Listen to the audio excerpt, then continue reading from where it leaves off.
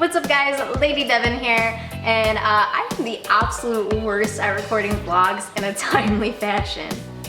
So the last time I posted a vlog was in March of last year, and a lot of things have changed. I've gotten braces, I've traveled a lot, I've become a partner on Twitch. But before all that happened, I got fired from a job for the first time ever. So today I thought I'd talk about that for a little bit. Before I talk about the exact thing that got me fired, I kind of have to give you a little background on the job. Previously, I had worked in different pet stores for probably about like 5 years or so. Had different management positions. I was a dialysis technician for a year, had medical training to do that. If there's one thing that I'm pretty good at, it's BSing an interview like nobody's business. I had somehow managed to convince the owner of this clinic, his wife, who was doing the interviews, that my experience cannulating humans and monitoring vital signs there, and my experience like selling dog food and merchandising was like, hey, I can be a vet assistant, and I can be like a bomb-ass vet assistant. I did my working interview and I got the job, and I remember my coworker warned me they had a very high turnover rate and that the doctor was really hard to work with. I think one of the reasons also why I got hired was because they were so desperate because of that turnover rate. Apparently the girl before me like left on her lunch break and never came back. For the first few months that I was there, I absolutely loved it. I adored my coworkers, I loved my job. I was an assistant in the back, which, by the way, an assistant is not a technician. A technician goes to school and becomes certified, they can administer meds, they can write prescriptions. An assistant can't do those things. The first month that I was there, I was monitoring the vital signs of a dog during a dental surgery. This particular dog was getting a back molar pulled, and it was like a triple rooted tooth. So there's like 3 roots holding the sucker up into this dog's mouth, and the doctor has to saw it in different spots and separate the gum from the tooth in order to pull this tooth out. Oh my God, I remember the sound. He had this little metal thing, it kind of looked like a little bitty spoon, and he's like scraping in between the gum and the tooth. He's like separating this. Oh God, it makes like, I can't. He had to separate the gum from the tooth, and like he's sawing the tooth. And I remember he looked at me, he was like, "You doing okay?" And I'm like, "Yeah, I'm doing great." After he asked me that, I look over and I see all the blood in this dog's mouth. For some reason, even though, you know, I'd been a dialysis technician, I'm used to being around blood. I can't handle animal blood. After he asked me if I'm doing okay, I'm kind of standing there and I'm like, wow, it sounds like everybody's really muffled. My ears must need to be like popped or something. It feels like I have like earmuffs on. And then I'm like, oh, it's really hot in here. And the next thing I know, he looks up at me again. He's like, "Are you sure you're okay?" And I'm like, yeah. One of the other assistants had to walk me outside and sit me down because I like passed out. I didn't quite fully pass out. Like I remember my vision getting black and going. I remember starting to step back a little bit. The other assistant, he was really good. He like already had his eye on me since this was the first surgery I'd ever sit in on. So he had been watching me from across the clinic and saw my face like getting paler and paler and paler. He saw the moment when I was about to pass out, just walked over and went, boop, caught me and just like, "I'll take her outside." Just took me outside so I could sit down and, you know, drink some orange juice and eat some carbs and stuff. We found out that I can't monitor during surgeries because I pass out. So I started working up in the receptionist area as well. I slowly became more of a receptionist than an assistant and just went to the back to help when I needed. I remember when I first started working there that one of my coworkers told me, like, write down the times that you clock in and clock out. Never did it. I totally forgot. It went right over my head. Where she came in one day and she was like furious. They had been adjusting her time clocks when she punched in and punched out, like so they weren't paying her for all the time that she was working. I wonder if they're doing that to me. So I started keeping track of it too, and I noticed a trend on my checks. In Ohio, it is legal to an extent to adjust a time clock by 7 minutes. Either way, I would clock in, they would clock me in 7 minutes after I clocked in, and then when I would clock out, they would clock me out 7 minutes before. So they would short me 7 minutes every time I clocked in or out for work or for my lunch breaks. So it doesn't seem like a lot, but over the time span of like a couple weeks, couple months, a year, I worked there for I think like 2.5 years. That's a lot of money. I had no idea how long they were doing this either. A bunch of us, we noticed it on all of our checks, so we confronted the manager about it. She's like, "Well, you know, when you walk into the clinic, you clock in, you set your stuff down, and you walk to the back, so you're not working during those times, so we adjust it for that. It doesn't take you 5 minutes to set down a purse and walk to the back of the clinic, which is less than 10 feet away." And she would do it when we clocked out too. "Well, you know, when you clock out, you kind of stand around for a little bit before you clock out and talk to each other." And we're like, "No, we don't. We're ready to get out of the clinic, man. Like, we're ready to go. We've been here since the morning, And most of the time we worked through our lunches because the doctor overscheduled surgeries every single day, which was another thing too. He would overbook surgeries and appointments, and then he would accuse us of skipping our lunch breaks so that we could get paid more. No, that's not how it works. We would work through our lunch breaks and they would subtract an hour of our time for a lunch. We didn't sit down to eat. Well, we saw you eating over on the side by the counter. Like, I made a cup of ramen noodles in between vital signs. Like, are you joking me?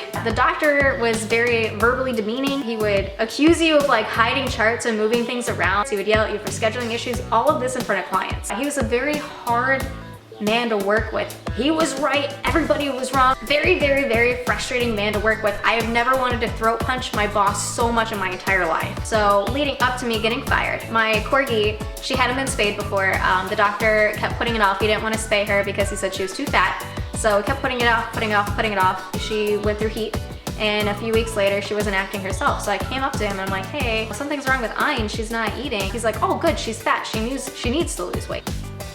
No, you don't understand, like my dog's not eating, she's refusing to eat, she doesn't want to go on walks, she doesn't want to play, like something's wrong with her. He just dismissed my pet immediately. So I went to the second doctor that worked at the clinic that I absolutely adored. I told him that she wasn't eating. He's like, bring her in for some blood panels. So she gets her blood drawn, he gets x-rays of her tummy because she had a little bit of diarrhea too. And later that night I get a call from him at like 11 o'clock. He's like, your dog has a pyometra. She has to go into emergency surgery tomorrow morning. Bring her in. Oh my God. I was crying hysterically. I thought I was gonna lose my baby. If I would have listened to the head doctor, the guy who owns the clinic, I would have lost her. Basically what a pyometra is a bunch of bacteria gets trapped up in your dog's uterus. And there's two different kinds. There's an open and a closed. In open pyometra, there's pus. You can tell there's an infection.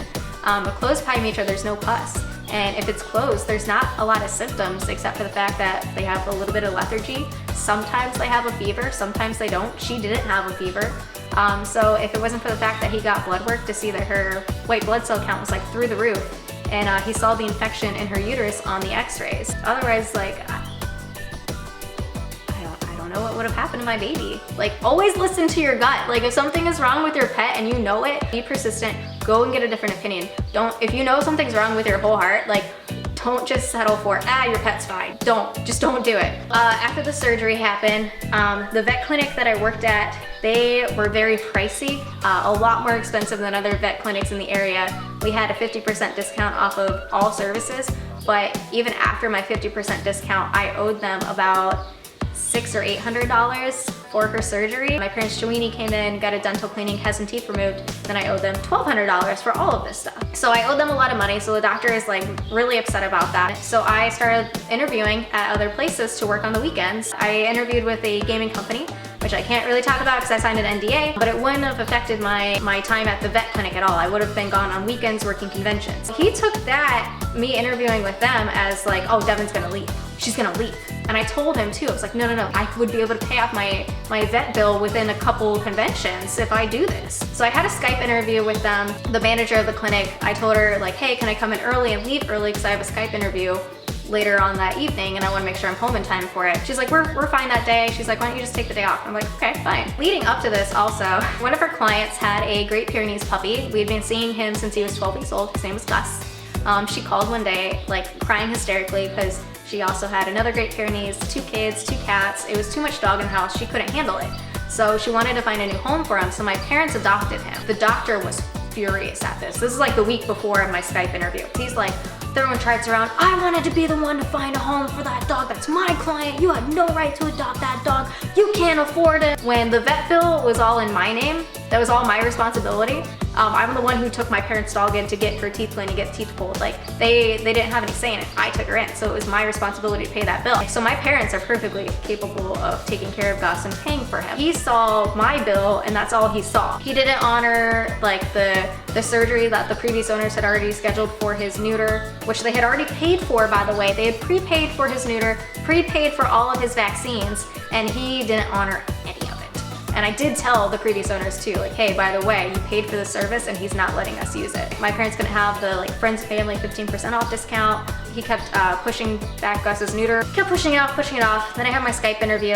And so the next day, after my Skype interview, I find out that the owner of the clinic held a secret meeting about me with all the other employees, which at this point was about 4 other people, because that month 8 people had walked out on him.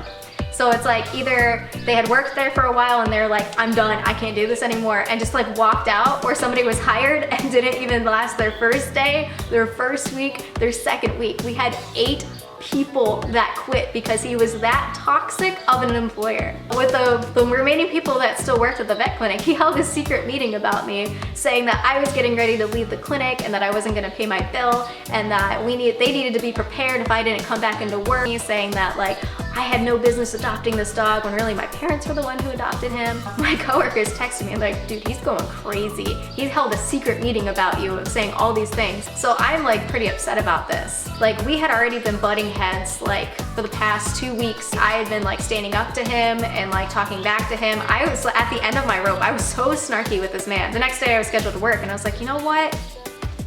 I don't want to go in today. I cannot handle seeing this man. I just could not handle it anymore. So I was like, you know what? I'm not coming in today. I'm gonna take another day off, blow it over, like think about it over the weekend, maybe do some interviews and stuff, put out my applications. Since I didn't come in that one day that I was scheduled because I had my Skype interview, the manager, I talked to her on the phone and she said, yeah, that's fine, don't come in. You know, she told me like, yeah, we're fine, don't come in, do your Skype interview, you're good. I didn't come to work that one day, I called off. I got an email saying, you're fired for missing 2 days of work. What? I still have the email too. It's still in my inbox. I was fired on April 26th of last year. So it was so dumb too, because I technically only missed 1 day of work, and but they said 2. But since the manager and I had a phone conversation about it, and I didn't have any written things saying like, yes, you can have the day off, like I'm approving you for this, like they were like, you missed 2 days of work, F you, you're fired. So that's in a nutshell, my experience with working at the vet clinic and why I don't work there anymore and how I got fired. Since then, I mean, I've been happier than I've ever been, so I don't have to deal with working in that kind of stressful environment anymore. It was an extremely toxic environment. They were shorting my paychecks, all that fun stuff, so yeah, but joke's on him, because now we have really awesome Great Pyrenees. Now Gus is over 1.5 years and he's 140 pounds. He's a big doofus, but we love him, and he's the best part of our family that we've ever had. And I never paid that vet bill that I owed him. I still owe that clinic $1,200. Now, of course, it's in collection. Someday I will pay that off.